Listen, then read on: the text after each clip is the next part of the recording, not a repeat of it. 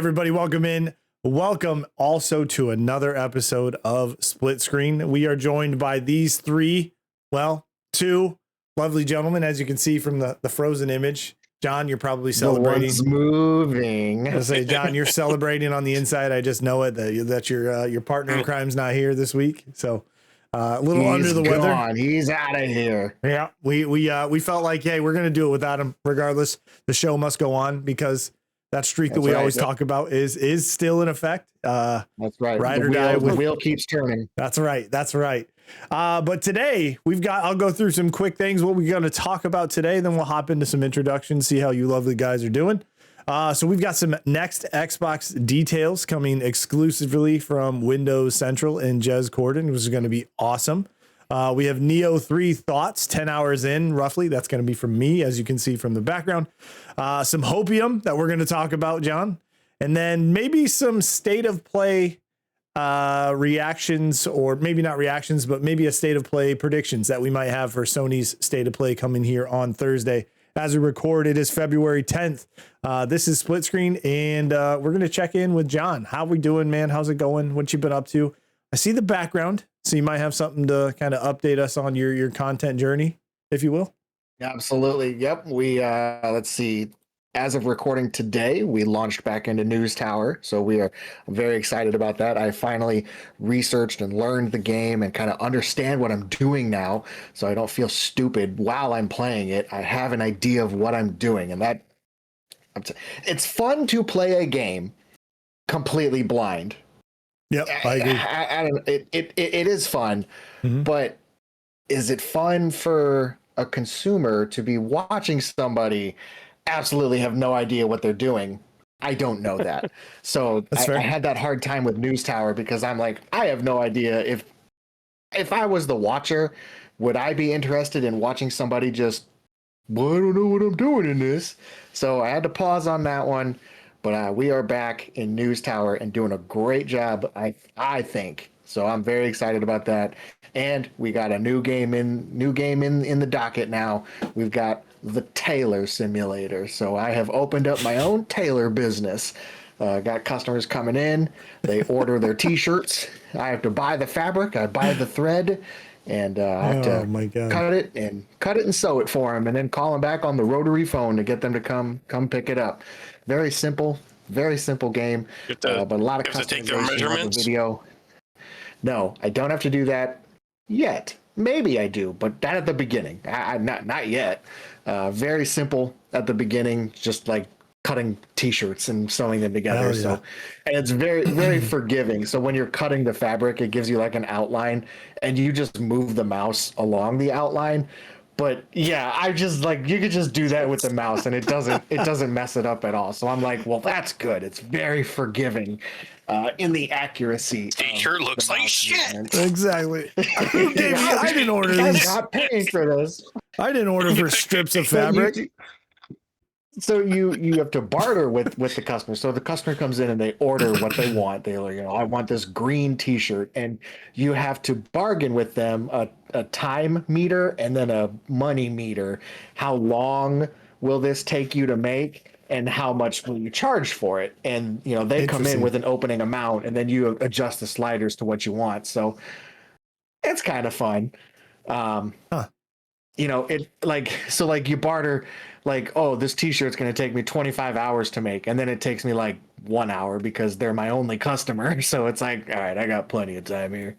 So I assume later in the game maybe that comes up to be an issue, but I don't know, not yet. So yeah, is it an old-timey setup, or old-timey setup, or is it like you might be able to automate some things? I guess we'll see. Maybe you don't know. No, I think that we'll probably be able to automate some things. Gotcha. Cool. But it looks relatively modern. Very cool. Cool. Yeah. And of course, still got the big ambitions in hotel. Still rolling with that. So those are never going away. You got to have your foundations. And then we got the other ones coming in. So that way, very excited about that. People on YouTube will be like, "Oh, that's the big ambitions guy. There it is." Yeah, you know what I mean. Hopefully that's what you come to be, right? Andy, I wouldn't be mad. I would not be mad about that. I'll take that badge. I mean, if you love the game as much as you do, then that's a badge of honor. You know what I mean? That's right. That's right. Andy, how about you, man? What you been up to? How you been? Been doing good. Been really busy, all around here. Haven't really had a whole lot of time this past week for much gaming, unfortunately, like in previous weeks. But I have been watching some television. I Nice. watched Wonder Man. Highly recommend if you haven't seen it. Very It is good. excellent. Probably one of their better TV series, to be honest with you, the Marvel. Yeah, probably top 3 for me, maybe top 2. If I ever meet Josh Gad, I'm going to ask him how he got out of Doorman Davis. Yep, you gotta figure it out. The mystery. Mystery. How is he recording lines for Frozen 3? You know what I mean? How's he doing it? Exactly. What the hell's going on?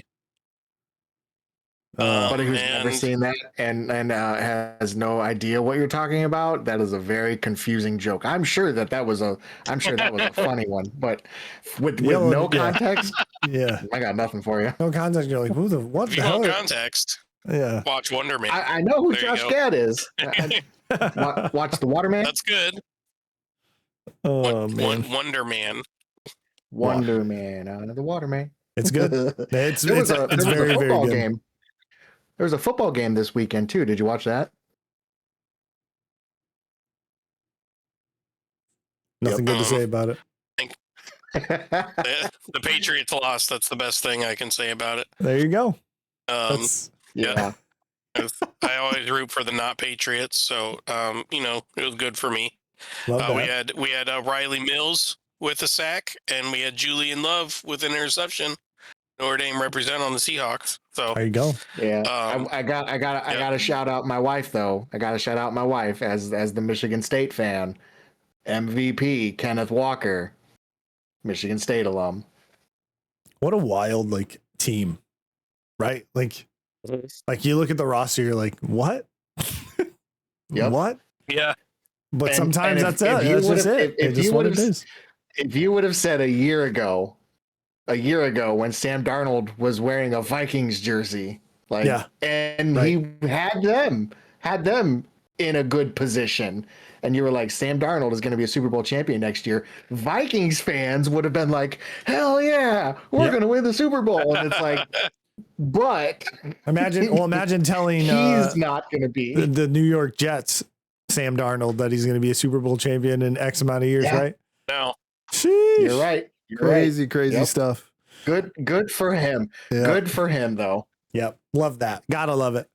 So big Super Bowl in the past weekend. I didn't watch a lot of it. It was on. I'm gonna be honest with you. I kept glancing over the second screen. Oh, okay. Oh, 9-0. The second half starts, the halftime show, whatever. And then it's 29 and whatever 13, I think, at the end of the game. So is what it is. I mean, quality of the game, not there. Yeah, it definitely wasn't college football good, right? No, but that's okay. Sometimes it wasn't those. Sometimes that happens. You know what I mean? You can't have them all, but it was the last football for a while. So we'll take it as we get it. Right? We'll take a break for a little bit and then just right back to it once the off season starts. So be good stuff here. So before I hop into the next Xbox or Generation 10 details we got from that Windows Central, I did want to run through Nioh 3 real quick. If you guys aren't familiar with Nioh, it's a people call it a Souls-like. I'm not going to call it that. I don't agree with it. Just because when you die, you leave souls on the ground that you have to go back and get doesn't make it a Souls-like to me. So much more of an action game, but thoroughly enjoying it. I'm absolutely the first 5 hours. I was like, good. I don't understand because you have two fighting styles or combat styles that you switch between by just hitting a button. So wasn't really catching, wasn't gripping onto that. But after some time getting used to it, understanding when to use it, what enemies I have to block, what enemies I'm going to use the ninja style, it's starting to kind of flow and it's starting to catch. So Nioh 3 is fantastic. I was a big fan of the other two as well. One of the rare PS5 games I've gotten at launch. If it comes to Xbox, I'll probably buy it again, to be honest with you, just to get those achievements, because you know me and my gamer score, it's fairly high, I think, for somebody who's played games for a long period of time. But I really enjoy it. It's great. It's a good time. Loot like crazy. Everybody drops equipment. Everybody drops something for you to pick up and compare. And, oh, this one's 2 points higher. Screw it. I don't have any allegiance to any of these weapons. I'm going to do whatever's the best thing that I can get so far, until I really target and level my character up in the build that I'm looking for. So good time so far. About 10 hours roughly into it. It's about a 25-hour game for the main story. There's a bunch of stuff. It is an open world approach versus open area, which is kind of cool. I really enjoy that. Massive map. You go to the Crucible, which is in the middle, and it's got sections that you can kind of go around and check off stuff of like, hey, I went to this shrine, or I went to get this enemy or this chest. And once you get your exploration level high enough, it unlocks those things in that region for that map, which is really cool, because then you can just go to those points of interest as you see fit. So I really, really, really dig it so far.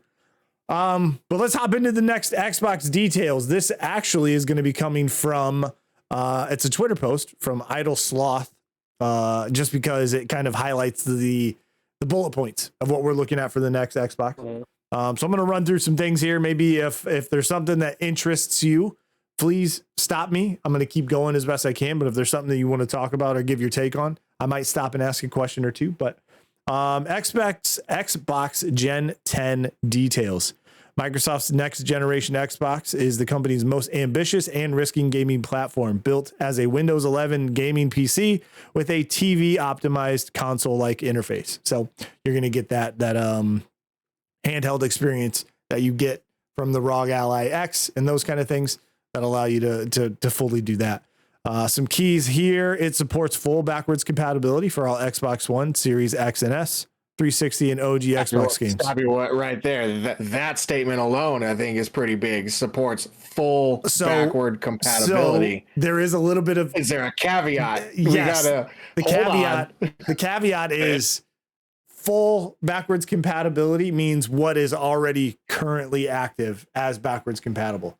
So that means it's not opening the entire 900 and some OG Xbox games, or the, I don't know, how was it, 1500, 1200 original or Xbox 360 games. So it's not every title.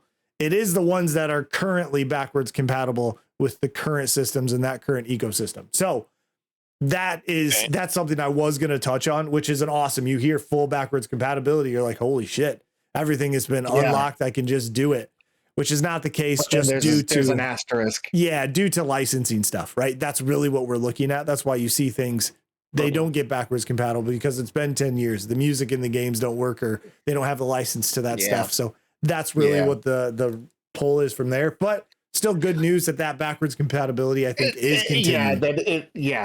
Right. What you have will continue. Right. The next one here, it says users can exit the Xbox interface to full Windows for tasks like streaming, coding, or music production, akin to the Steam Deck's Linux mode. Meaning, like your Xbox, you boot up your Xbox. That's what you get. That's the operating system. That's what it is, right? But in this case, it's going to boot up to that Xbox ecosystem and that operating system first. But behind everything is just a computer, right? Your start button, your web browser, your coding, any other programs that you want to run on it. Kind of like what the Steam machine is trying to do with their approach, right? It's still a PC, can still do PC things, but it's going to be aiming to be in a living room to give you that gaming or console experience first and foremost, before you untap the other part that's hidden in the background. So any kind of takeaway on that? Because that's kind of a cool approach, I think. Andy, kind of what's your take on that? Yeah, I mean, when we talked about this in the past and how it would essentially be, some sort of type of PC, this is kind of what I was thinking they were going to do. Right. If you're going to call it an Xbox, you have to have that Xbox first and foremost. But if it's going to be a computer, and obviously it's going to be Windows based because it's Microsoft, you got to have those capabilities in there. So that kind of falls in line with what I was thinking they were going to do.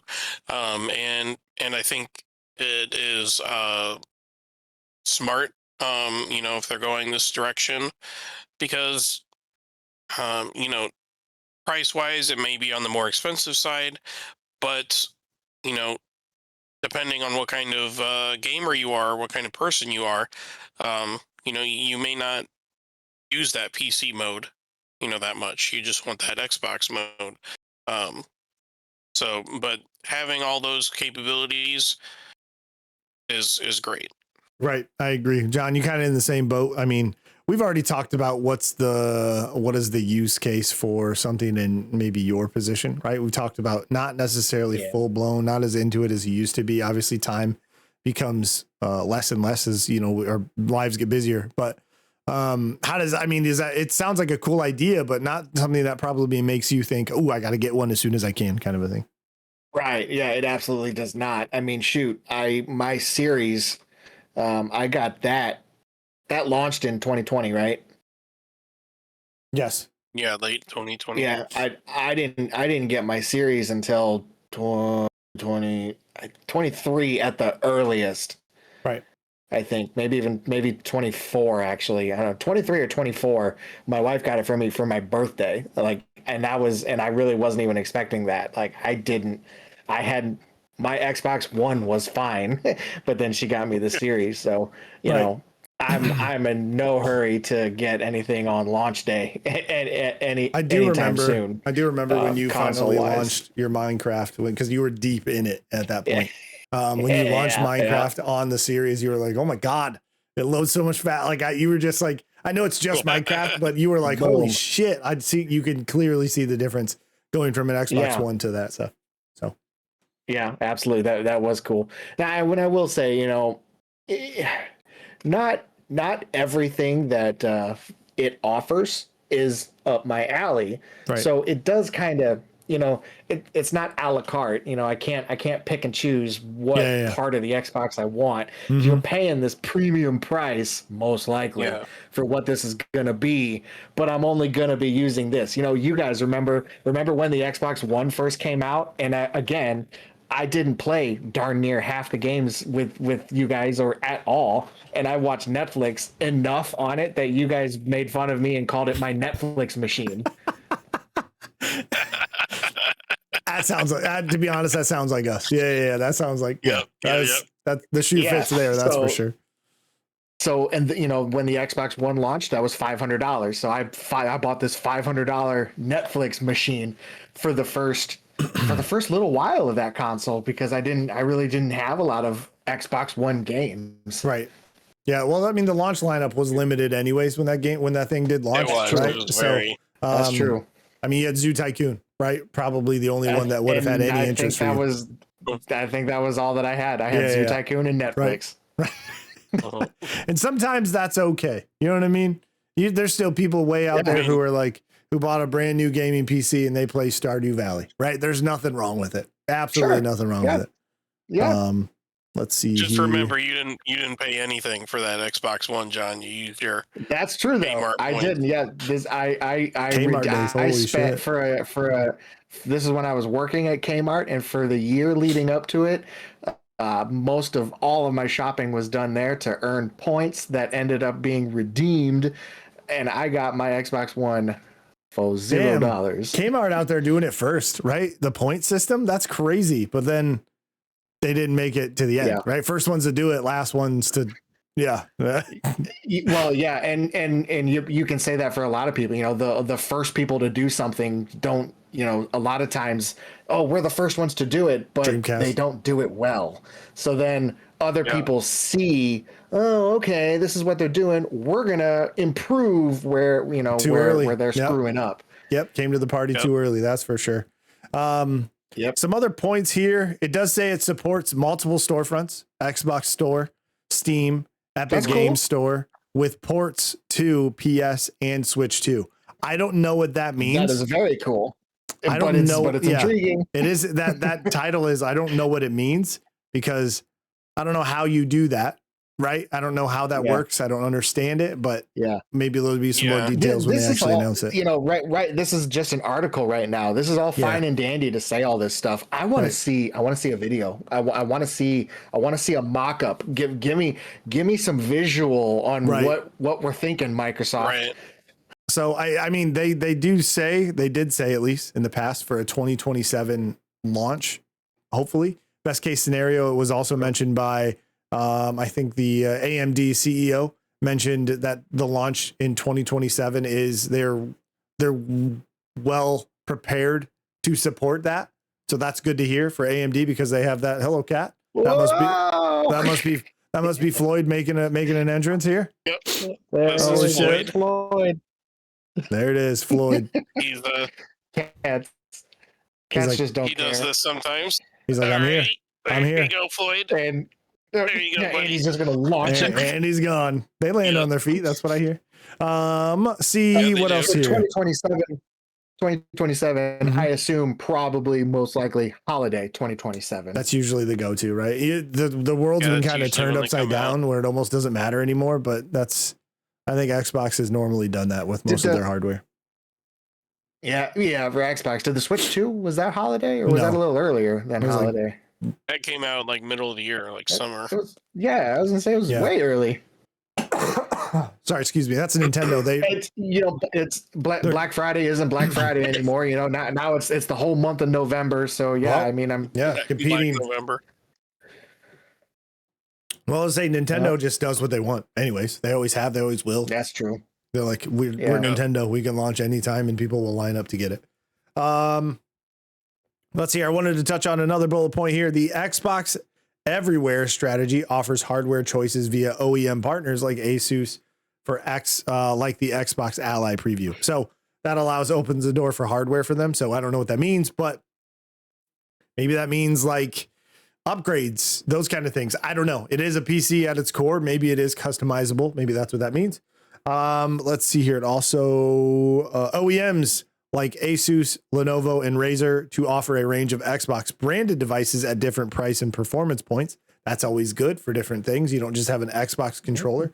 You've always had like the Power A or Hyperkin. There are a couple of brands out there that allow to give you some of that quality performance differences, which some people are like, I don't give a shit. I'll take the Power A. It's cheaper and it's going to do the same stuff, right? That's fine. Those options are always better for people.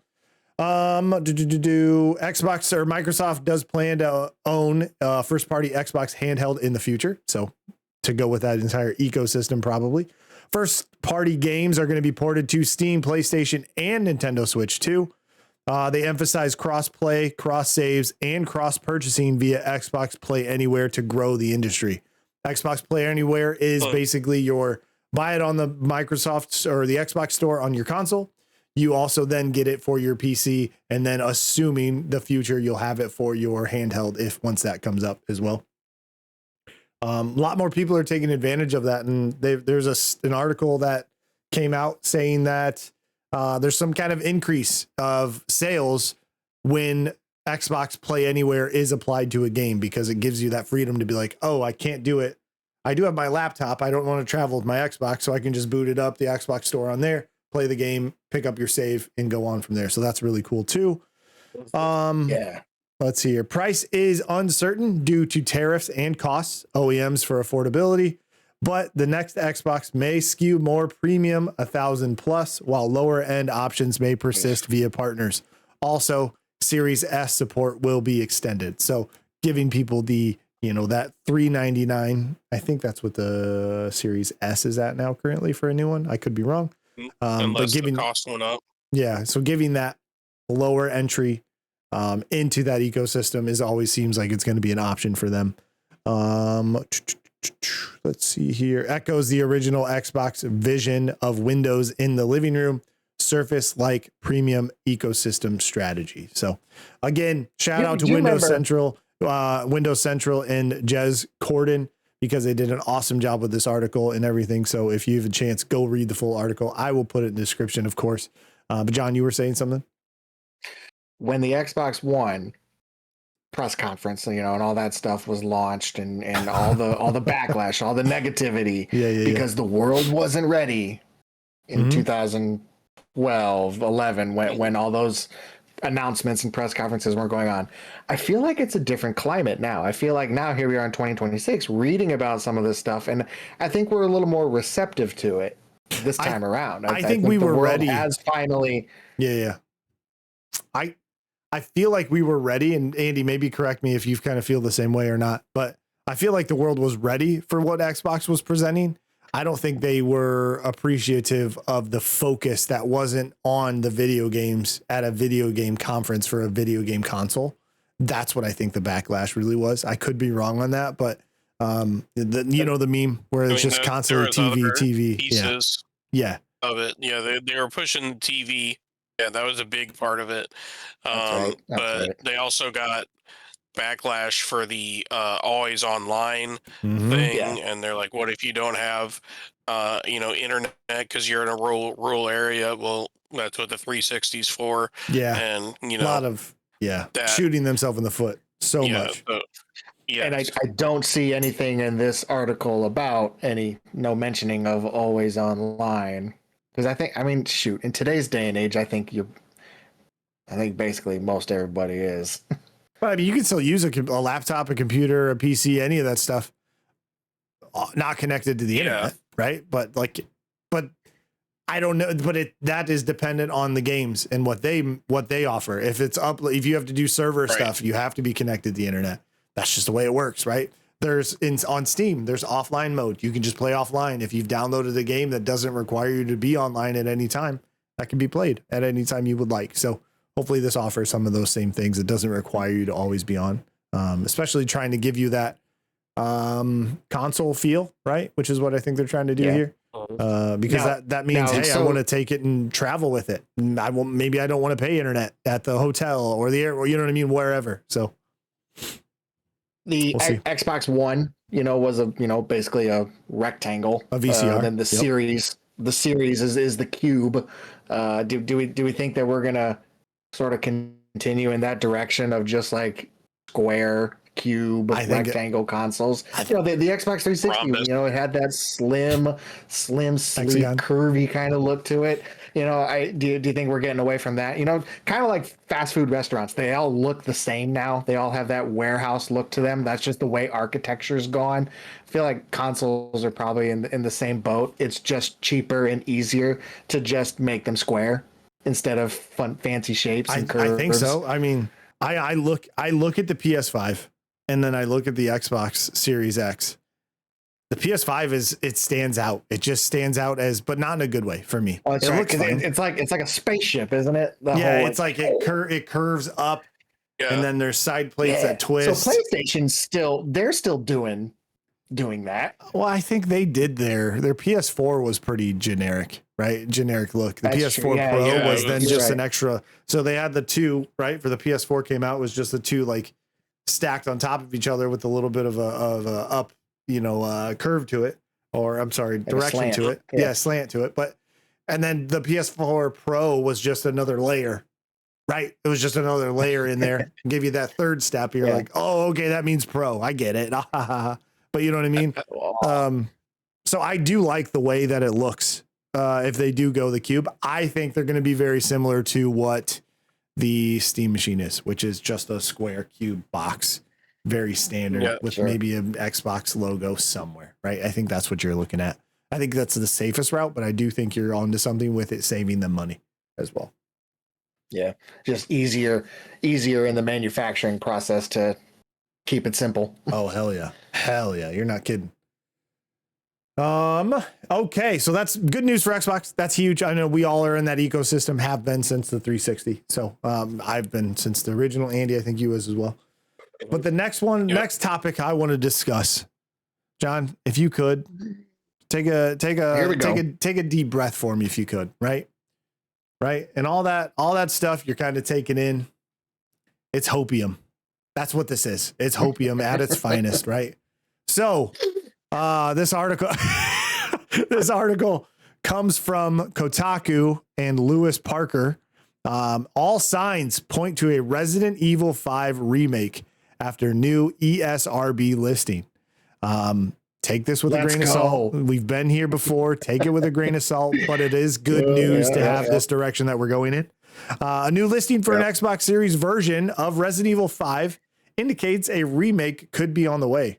The Entertainment Software Ratings Board may have just inadvertently spoiled the reveal of Capcom's next Resident Evil remake, as an Xbox Series page for Resident Evil 5 has just appeared on the Ratings Board's website. While the listing of the ESRB's website doesn't mention a PlayStation 5 version, the timing is especially suspect, as Sony just announced a State of Play live stream for February 12th, with as of recording is 2 days from now on Thursday. For context, Resident Evil 4 Remake was revealed during a State of Play in June of 2022. The ESRB page for the Xbox Series version of Resident Evil 5 is relatively sparse as far as new information is concerned, but there is one small piece of info that points to being a full-blown remake. The in-game purchases tag. It goes on to say Capcom is a fan of dropping microtransaction-esque DLCs for modern games at release, such as Resident Evil 4 Remake's Treasure Map Expansion, DLC, and Dragon Dogma's 2 much maligned Port Crystal DLC. The PS4 and the Xbox One ports of Resident Evil 5 contain all of its previous release DLC and launched before Capcom's obsession with MTX-style launch DLC. This alone implies that the version of Resident Evil 5 on the ESRB's website may indeed be a remake. John, what do you got for me? Let me hear it. How we feeling after all that article and that reading? How we feeling right about now? So I got compartments here of my thoughts. I am well into the idea, the belief that Code Veronica is going to be the next remake. I'm just firm in it's going to be Code Veronica. There's that. Now there's 3 games at the top of my list that are bursting at the ceiling of like, it's time. Remake, let's go. And that's Code Veronica, that's Resident Evil 0, and that's Resident Evil 5. The reasoning being Code Veronica and 0 have been the ones that have been, left behind. Code Veronica is still from the Dreamcast, the GameCube days. They need that update. They need that remake treatment. And I firmly believe that it's going to get it. And the same with 0. I think 0 is going to be reimagined and remade. I just do believe that as well.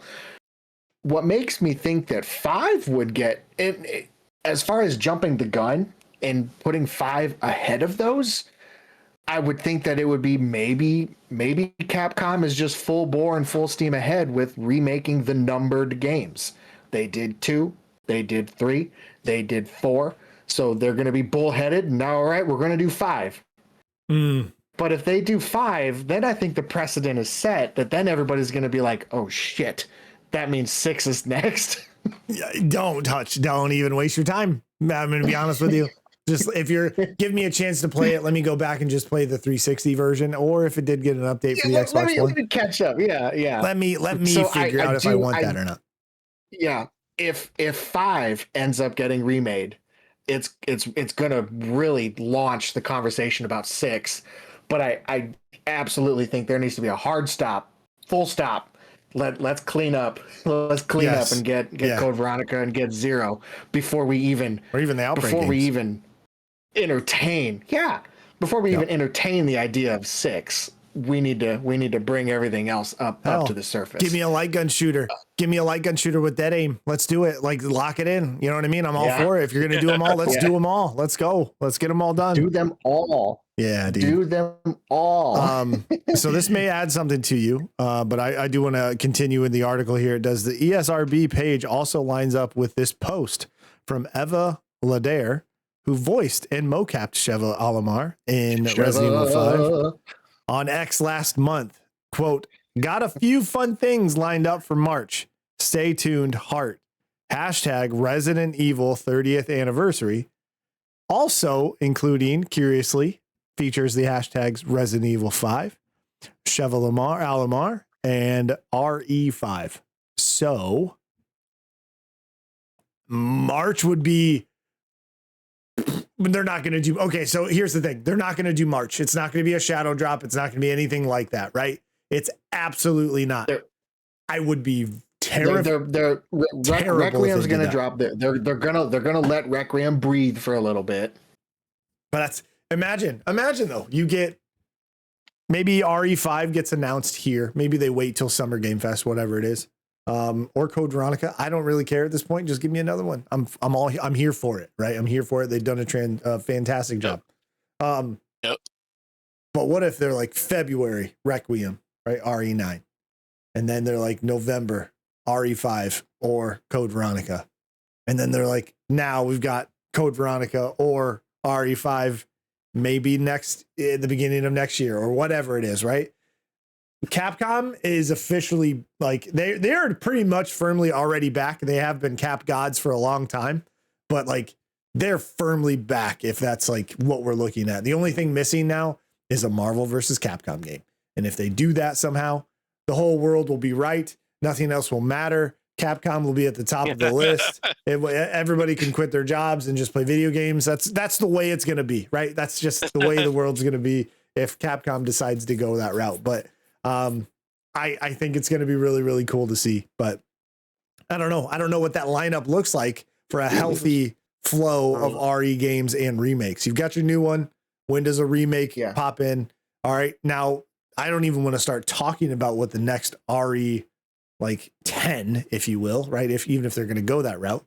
I don't even want to talk about what that looks like, but maybe it's 9 this February coming up soon. Very excited.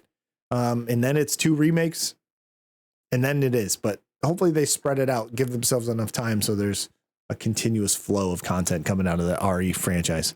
Cause that is always, that's what everybody wants. You know what I mean? I think that's what everybody wants. Now, one of my favorite things to do when I read an article is to jump into the pool of comments because boy, I love me some comments. That's where you get the dirt. The dirt and the tea is when you let the community put their 2 cents in. And so here somebody has commented that Code Veronica is not a good game. I wanted it to be a good game when I was a kid, and when I finally played it on the GCN release, I tried to pretend it was good, but every time I revisit it, I realize more and more how bad of a game it is, but it's also iconic. The way I interpret that and what I'm thinking of is Capcom's going to do right by that. Maybe even Capcom thinks it's maybe that's why Capcom has taken so long in remaking it, because even they looked at it as like, ugh, we weren't proud of that game, so we don't want to remake it. But now with the success of 2, 3, 4, now they're like, you know what? Let's course correct. Let's remake Code Veronica, right, and smash it and knock it out of the park to the standard that we've been producing since today's standard. 7. Absolutely. Obviously, since 7, Capcom and Resident Evil have been back. Like it has been banger after banger. Awesome stuff, top to bottom. So I think you're right, but you do go on. He says, but it's also iconic and way more deserving of a remake than any other RE game, if only just to actually try and make it a good game out of it. So that's 100% accurate, right? So that's also why I'm cool with it. Personally, never played Code Veronica. Would love to have a modernized version of it to jump into now. Like that would be so fantastic, and kind of see what we're looking at and get that story under my belt. That'd be great. It'd be fantastic. So a little bit of hopium for all of us, especially you and I, John. We haven't even played the Xbox One version of it as co-op like we did with the 360 version. Beat the absolutely dog piss out of that game. Top to bottom, 100%, 150%. Yep, all of it, all the achievements, everything, all the collectibles, everything. You punched every boulder that was in front of you. Every single one of them. No, it didn't fail at one time. Yep.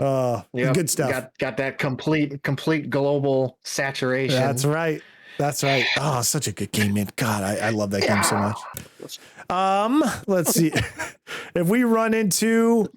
All right, so actually coming up in a couple days, I'm very excited about this. I'm actually thinking about doing a reaction to it. So I'm going to hold off until I can record a video. So I might put out something for that. Haven't done one of those in a long time.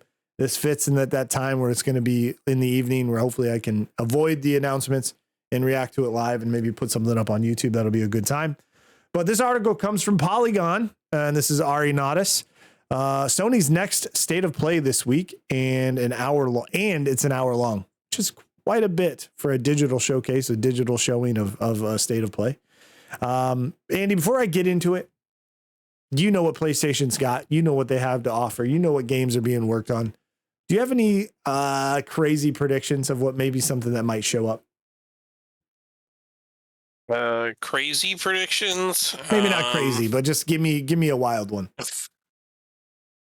I'm thinking we might see more about Legacy of Atlantis, Tomb Raider. Okay. Hoping to see some of that.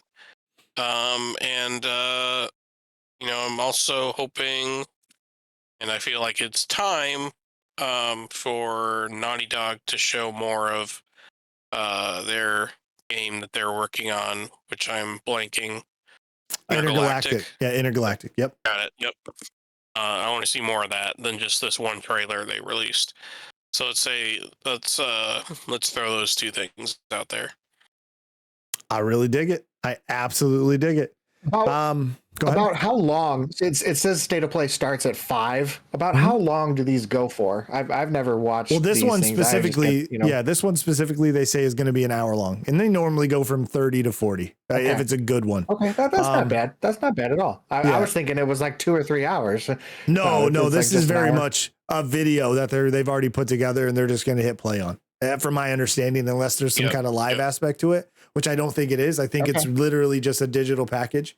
They show some stuff, maybe some developers talking about it and that kind of things. But if I go on to read the article from Polygon and Ari Naudis, it says the next State of Play showcase airs February 12th. Sony announced today on its PlayStation blog, and it will cover first party and third party games and run over an hour starting at 5 p.m. Eastern time. Let's see here. You can watch the State of Play on the Twitch and YouTube channels, on the Sony or PlayStation's channels. As always, Twitch stream will likely be a few seconds ahead if that's the sort of thing you care about. Who gives a shit? PlayStation not exactly specify exactly which games will be at the State of Play, but it said that the blog post that will spotlight eye-catching third party and indie games headed to PS5, along with the latest from teams from PlayStation Studios. That's going to be first party. I'm sure you're going to see absolutely going to see more Marathon because that launches early March. So you're definitely going to see Marathon here. That's coming from Bungie.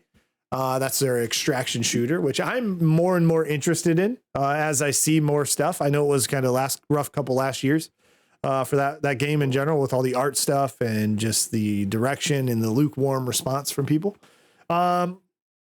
I do think we're going to get a solidified Wolverine release date. I think we're going to get a date. I think they've given a window of 2026, but I think we're going to get a date here. That would be my kind of takeaway on that. Yeah. Which Andy, where's Wolverine sitting for you? Pretty dang high.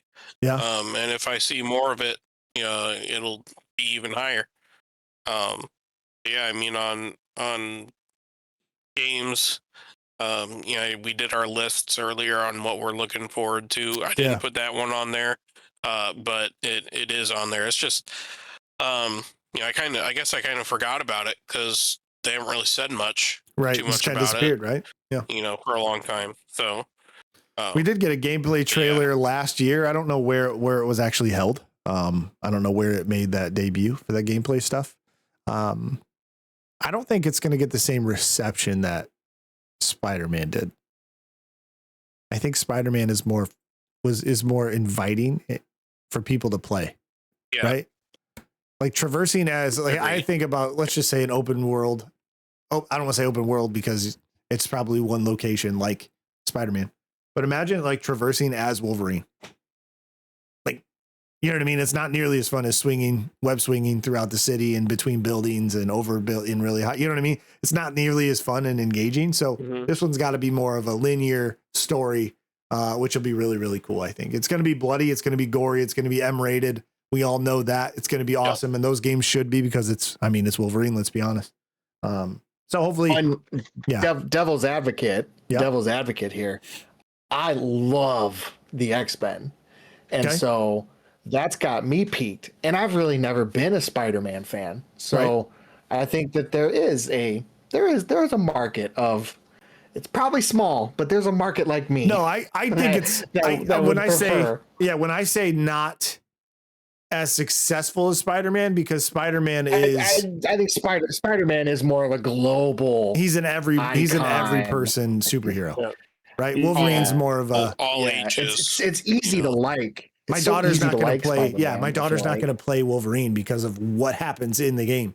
Like, he's literally stabbing people in the head, right? So like that Spider-Man's not doing that. He's always pulling his punches. That's just, it's a little bit wider audience with Spider-Man than it is with, you know, your Wolverine audience, which is fine. I think the quality is going to be there because I absolutely believe in Insomniac, right? But I think it's just going to be a smaller scale for a game like that. Yeah. Any other kind of takes, Andy? Oh, go ahead, John. Sorry. I love the statement in the article that it's considered as a potential Game of the Year spoiler for GTA 6. Could you imagine GTA 6 finally comes out after all these years, all these memes, all these jokes, all these statements, all this time, and then it doesn't win Game of the Year? I don't know. I can't say it's a lock. I'm gonna be honest with you. I can't say it's a lock because there may be some GTA fatigue. It should be earned. It should be earned. Yeah, for sure. 100%. But I don't know. Let's see here. If I think about other updates, I think Phantom Blade Zero we're gonna see a little bit more of, even though I felt like I've seen a lot of that game. Here's one that I think would be absolutely sick. Andy, I think this is where you'll agree with me. I think if Judas showed up here, would be fucking kick ass. It would be so cool to see Judas show up. Yep. Maybe give us a date or a window or something, right? I want to see more of it. We got to see it maybe a year or two ago, a little bit more details on it, but I would absolutely love to see some gameplay. Give me a window for a release thing. That would be really, really cool. And I know that agree with that. There's been talks of a kind of a Metrovania God of War style 2.5D game. Kind of like of the, what is it, Prince of Persia Lost Crown, like that style of a game, I think, coming out from them. So I think that was rumored. You might see that here. And then of course the people who made Returnal are making Saros. And I think you're probably going to see some more details on that stuff too, but I'd love to see some surprises, some different things here. If we go over just to kind of get a temperature of what everybody else is thinking. Hideo Kojima, he shared a tweet saying, I'm editing something, probably going to get a PC port of Death Stranding 2 on the beach. That would be my guess that's going to make an appearance. Just saying, hey, they're going to launch the game on the PC. Andy, I know you like Horizon. I'm sorry, maybe I'm mistaken, but Horizon Zero Dawn, and then Horizon. Oh my God, what's the second one? Forbidden West. Forbidden West. Did you see Horizon Hunters Gathering? I don't know. I didn't know if they released something on it. I didn't know if you have seen what they released. I guess not. Is that like that multiplayer co-op, 3-player co-op game that they're coming out with? The art style is much different than what you would think. Okay. I haven't seen that. I'm sure you're going to see more of that probably at this thing as well. Okay. As well. But also somebody mentioned MLB 26, getting the MLB The Show 26. And then a lot of people think you're going to get some more details on the First Light, 007 First Light, before that comes out after the first trailer since they announced the delay to May. So, I mean, these are always cool. I think the state of plays hold a little bit higher expectations, I think, for a lot of these, especially you put an hour out there. But I would love to be surprised with some of these other things that are going to be announced. So I'll probably put up some content on it. So I appreciate anybody if you check that out and go from there. So it'll be a good time. Next, we got some more speedrun news here. We've got an article from True Achievements. Server closures and delisting announced for 2 Xbox games.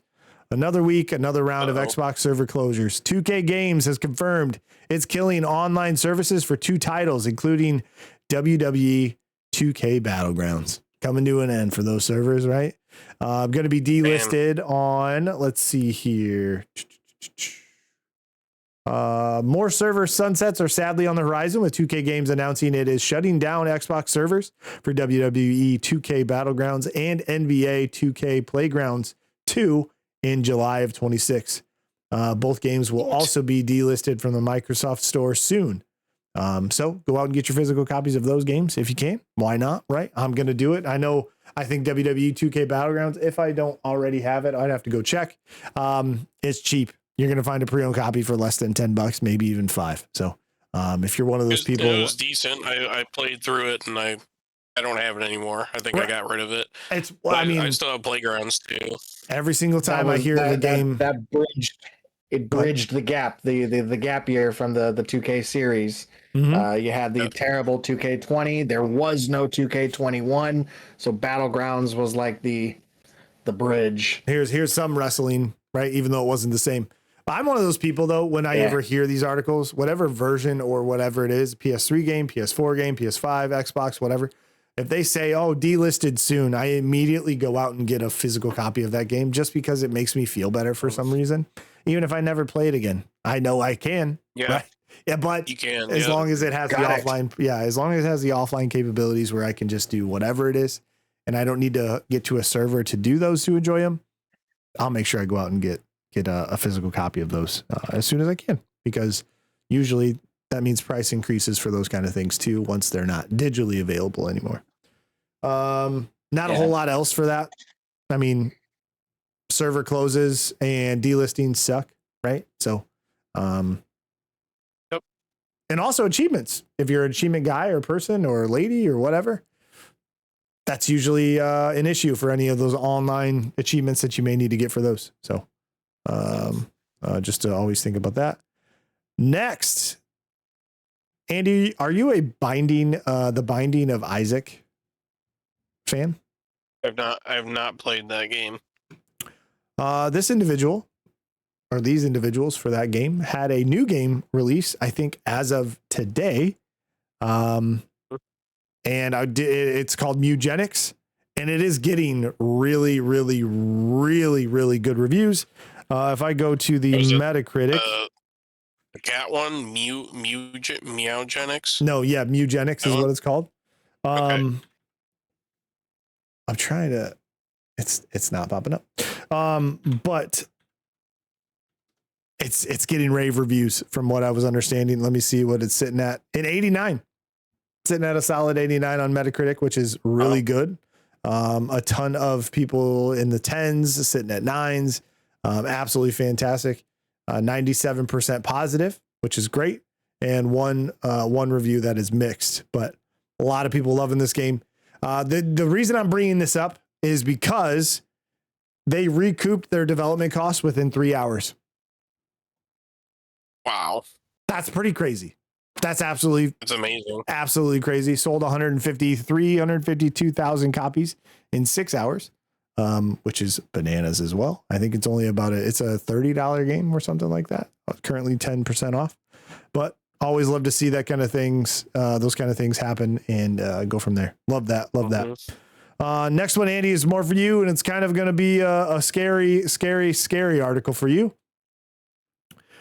A new CEO has Alan Wake 2 fans sounding the shitification alarm.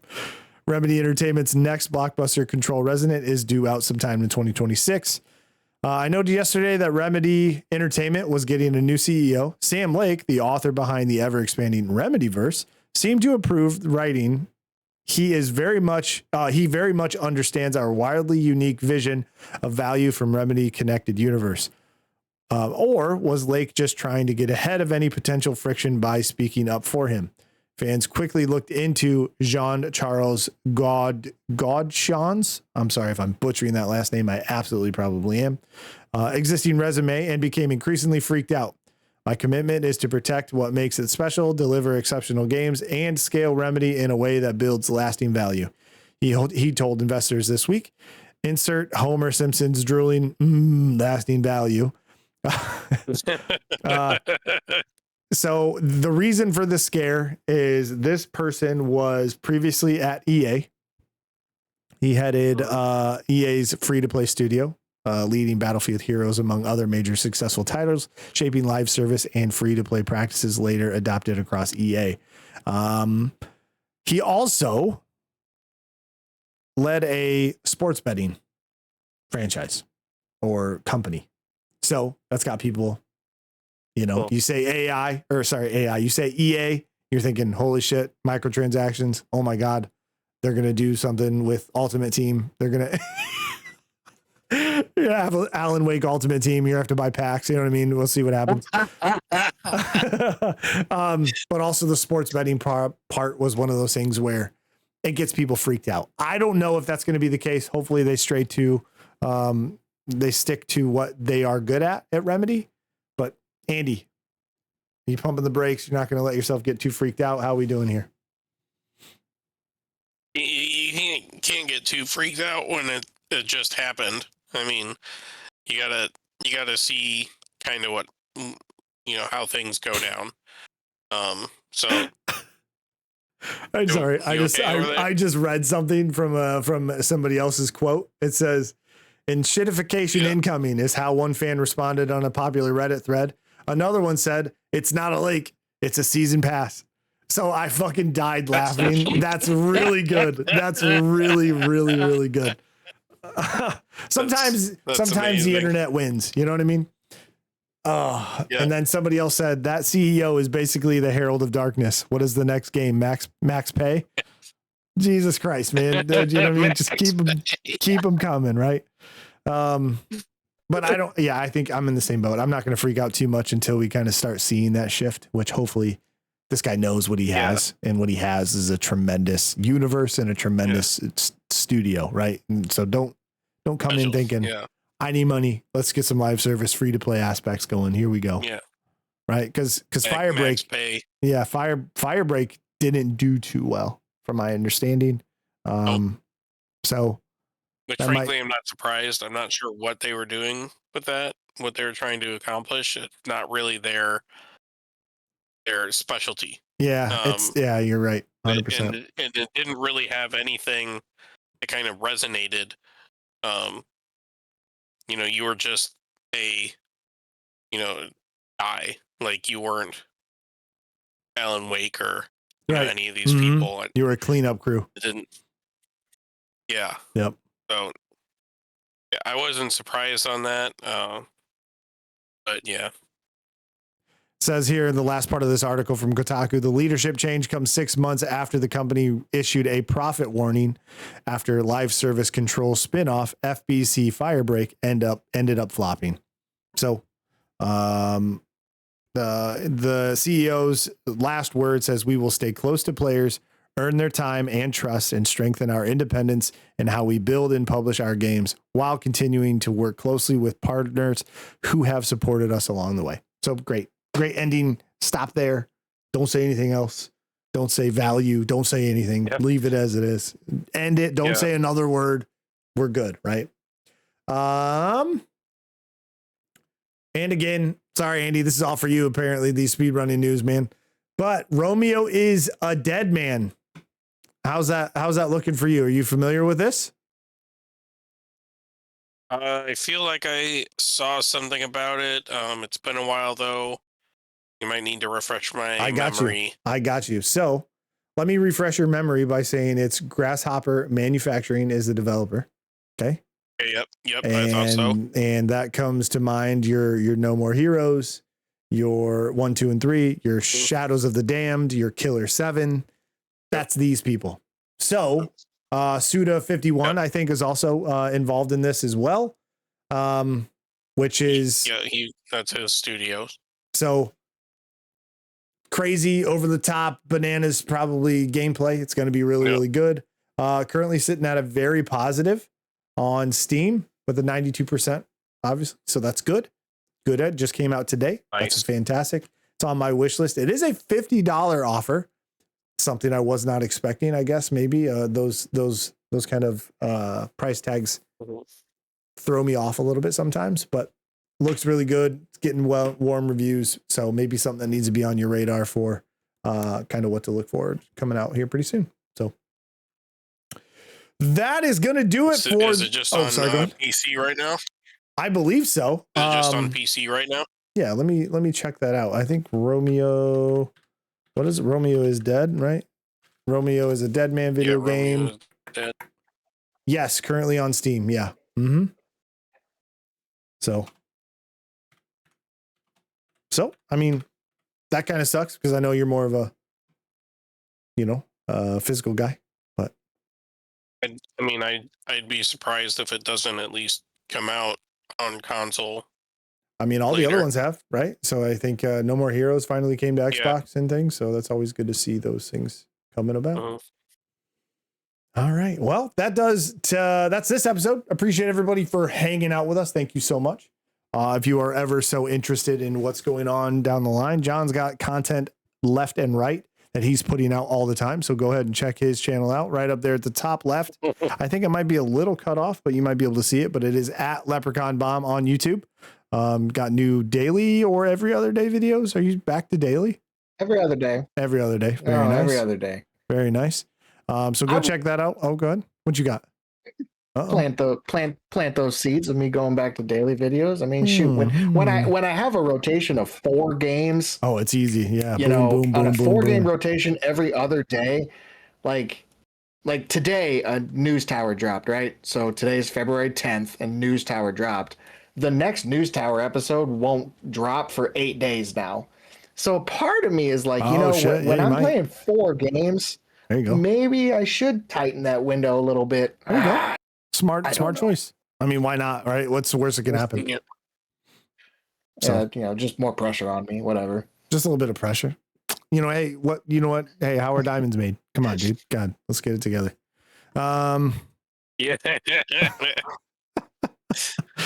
But yeah, so if you're also interested, other content that I'll be doing, gonna put together a reaction video to the State of Play this Thursday. Hopefully that'll be up right after that, and I can be done with that. This one's gonna go up fairly soon as well. I already did all the stuff for it. So thank you everybody for hanging out. If you did watch to the end, of course, like, subscribe, comment. Let us know what your expectations are for the State of Play. Let us know what you're looking forward to. If you got the same hopium and on that high that we are for that Resident Evil 5 remake or Code Veronica, right? We'll take either one of them. Let us know all the details. Also, if you're excited for that new Xbox and any of the stuff coming out of there, and what they have to offer too. So we appreciate you all. Thanks so much for watching. We'll see you on the next one. And until then, see you guys.